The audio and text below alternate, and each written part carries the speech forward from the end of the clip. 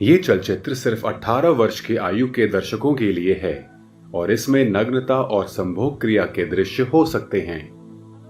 Welcome back to my channel. दोस्तों, हम बात करने जा रहे हैं वेब सीरीज के बारे में जिसका नाम है हलाला। तो दोस्तों, कहानी की शुरुआत कुछ इस तरीके से होती है जहां पर आफजा की कहानी चल रही होती है और ये कहानी सुना रही होती है एडवोकेट आमना। तो दोस्तों, कहानी की शुरुआत में दिखाया जाता है जहां पर आफजा के सामने उसके हस्बैंड बैठा होता है और वो उसके ऊपर से उसका घूंघट उठा देता है, जहाँ पर आफजा का हस्बैंड जो है आफजा के एक एक करके जेवरात उतार रहा होता है और एक दूसरे के करीब आ रहे होते हैं।